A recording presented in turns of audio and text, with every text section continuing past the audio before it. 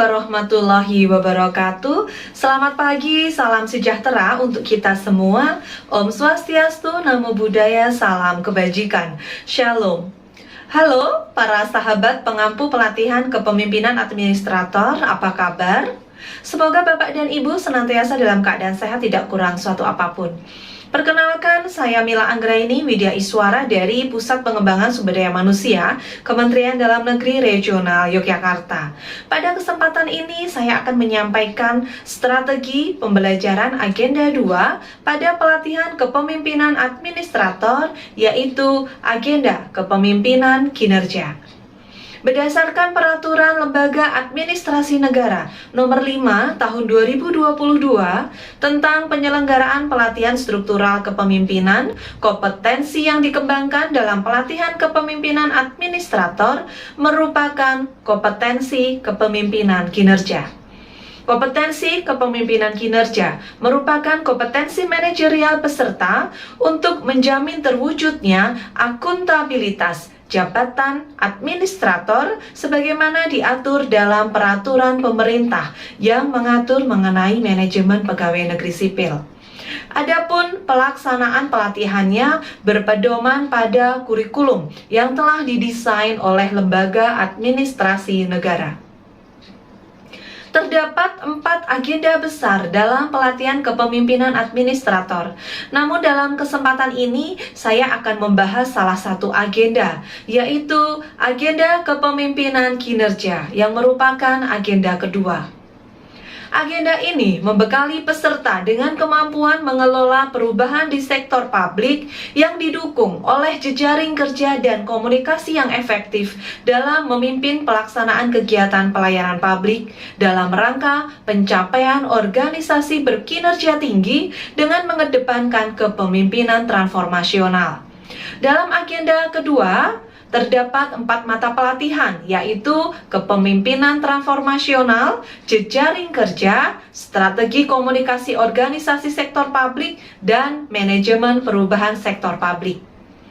Bapak dan Ibu, berikut akan saya sampaikan strategi pembelajaran pelatihan kepemimpinan administrator Agenda 2 secara blended learning dengan learning journey sebagai berikut. MOOC 10 jam pelajaran, e-learning 24 jam pelajaran, terdiri dari sinkronus 6 jam pelajaran dan asinkronus 18 jam pelajaran. Sedangkan untuk klasikal 21 jam pelajaran dengan alokasi tatap muka yang pertama 9 jam pelajaran dan tatap muka yang kedua 12 jam pelajaran. Pada kegiatan MOOC, peserta belajar mandiri selama 2 hari. Peserta mempelajari modul, bahan tayang, bahan ajar, dan video yang bersumber dari Kolabjar atau LMS. Sejumlah 8 jam pelajaran selama 2 hari. Dan di akhir pembelajaran mandiri, peserta membuat makalah atau IC terkait dengan isu-isu Agenda 2 yang berkaitan dengan tugas pokok peserta. Isai tersebut nantinya akan dibahas bersama pengampu materi saat pembelajaran e-learning. Setelah peserta tuntas belajar mandiri melalui MOOC, kegiatan selanjutnya adalah peserta mengikuti e-learning yang terdiri dari sinkronus 6 jam pelajaran dan asinkronus 18 jam pelajaran. Alokasi sinkronus lebih sedikit dibandingkan dengan asinkronus, sehingga pengampu tidak lagi menyampaikan materi, namun pendalaman materi. Nah, salah satu pemantiknya adalah melalui tugas-tugas yang diberikan pengampu, baik tugas individu maupun tugas kelompok, serta pembahasan IC yang dikerjakan peserta pada saat MOOC. Dalam setiap pembelajaran, saya menggunakan metode Close Task Off yang terbagi dalam introduction atau pembukaan, body, dan conclusion. Pendekatan yang digunakan adalah student-centered learning, yaitu proses pembelajaran yang berpusat pada peserta. Peran kita adalah sebagai fasilitator, memfasilitasi peserta, dan pemantik diskusi. Harapannya agar peserta mampu membangun sendiri pengetahuannya, sehingga mereka akan memperoleh pengalaman yang mendalam. Peserta berpartisipasi secara aktif, selalu ditantang untuk memiliki daya kritis dan daya lenting, sehingga mampu menganalisa dan dapat memecahkan masalahnya. Berikut strategi pembelajaran sinkronus.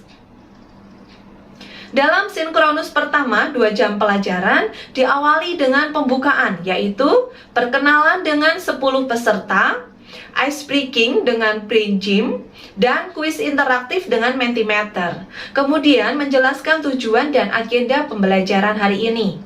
Masuk pada penyajian, kita lakukan review pembelajaran mandiri yang diperoleh peserta. Selama peserta belajar mandiri melalui MOOC, kita minta peserta untuk share apa yang peserta dapatkan dari MOOC. Disinilah kemampuan kita untuk mendapatkan informasi benar-benar diperlukan melalui pertanyaan-pertanyaan yang sebaiknya sudah dipersiapkan dengan baik, sehingga jawaban yang akan diperoleh tidak hanya jawaban teoritis namun lebih implementatif. Selanjutnya, diskusi siapa tokoh transformational leader bagi peserta. Paparan IC 3 peserta bisa kita pilih dengan aplikasi Wheel of Names dan didiskusikan. Kemudian, menjelaskan tugas individu dan kelompok. Untuk penutup, bersama peserta, kita menyimpulkan materi dan melakukan evaluasi. Evaluasi bisa dengan kuis online interaktif, seperti Mentimeter, Kahoot, atau Quizizz. Lanjut pada sinkronus kedua, 2 jam pelajaran, kita melakukan brainstorming, pengalaman peserta dalam membangun jejaring kerja, dan strategi komunikasi baik internal maupun eksternal. Kemudian kita berikan kuis interaktif. Selanjutnya, review learning sharing modul 2 dan 3. Pemaparan IC 3 peserta, kemudian pemaparan tugas kelompok didesain dengan simulasi advokasi, dan menyampaikan tugas individu kedua serta tugas kelompok kedua. Diakhiri dengan menyimpulkan materi dan kuis interaktif. Berikut sinkronus ketiga atau terakhir 2 jam pelajaran. Setelah pembukaan, kita lakukan review materi pembelajaran sebelumnya, kemudian pemaparan IC 4 peserta. Dilanjutkan dengan pemaparan tugas kelompok kedua. Kita desain dengan simulasi webinar. 3 peserta sebagai narasumber, ada moderator, penanya, dan notulisnya. Kemudian pembulatan hasil diskusi dan meminta peserta untuk menyiapkan icebreaker bisa dalam bentuk yel-yel serta quotes terkait agenda kedua yang nanti akan kita gunakan untuk pertemuan pada saat klasikal. Kemudian sebelum diakhiri sinkronus terakhir ini, kita bisa mengingatkan kembali tugas-tugas yang harus disiapkan peserta untuk dipaparkan saat klasikal nanti. Baik, Bapak dan Ibu, selesai dengan sinkronus. Berikut saya sampaikan ketugasan peserta saat asinkronus 18 jam pelajaran dengan penugasan sebagai berikut. Asinkronus pertama, 7 jam pelajaran, terdiri dari tugas individu dan tugas kelompok. Untuk tugas individu yaitu aksi membangun kesadaran pegawai akan pentingnya meningkatkan produktivitas organisasi dan meningkatkan komitmen organisasi untuk mencapai tujuan organisasi. Sedangkan untuk tugas kelompoknya yaitu membuat peta jejaring kerja dan implementasinya dengan mengutamakan jejaring yang ada di lingkungan kelompok peserta. Asinkronus kedua, 7 jam pelajaran, terdiri dari tugas individu yaitu menganalisis permasalahan perubahan unit organisasi dari perspektif manajemen perubahan. Sedangkan untuk asinkronus ketiga, 4 jam pelajaran, ada tugas individu yaitu window shopping, peserta mencari smart governance, kemudian dianalisa. Selanjutnya akan saya sampaikan strategi pembelajaran klasikal, yaitu 21 jam pelajaran yang terbagi dalam tatap muka pertama 9 jam pelajaran dan tatap muka kedua 12 jam pelajaran. Dalam tatap muka hari pertama 9 jam pelajaran, desain pembelajarannya sebagai berikut.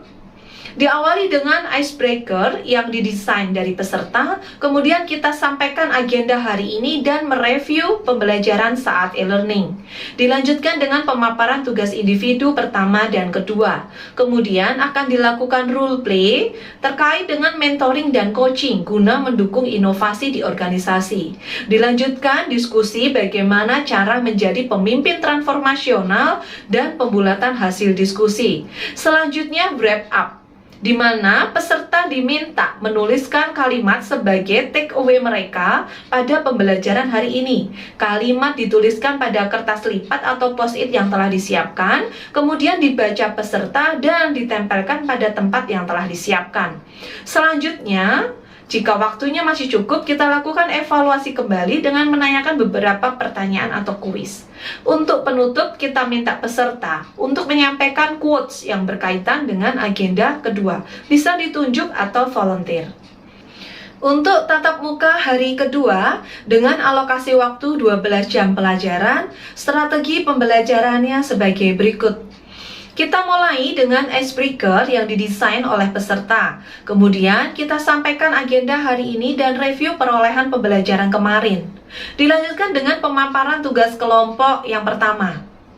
Lalu diskusi kelompok terdiri dari 10 orang, yaitu penyusunan strategi penerapan kepemimpinan kinerja organisasi dengan membangun jejaring kerja lintas kelembagaan, strategi komunikasi sektor publik, dan manajemen perubahan organisasi. Hasil diskusi kemudian diseminarkan. Selanjutnya, diskusi bagaimana mengembangkan kompetensi kepemimpinan kinerja, future leader, what's next. Kemudian, pembulatan hasil diskusi. Wrap up, kembali peserta diminta menuliskan kalimat sebagai take away mereka. Dan untuk penutup, kita minta peserta untuk menyampaikan quotes yang berkaitan dengan agenda kedua. Bisa ditunjuk atau volunteer. Kemudian, untuk memudahkan dalam melihat distribusi penugasan dan kapan pemaparan tugas individu maupun tugas kelompok dilakukan, saya sampaikan dalam bentuk matriks sebagai berikut.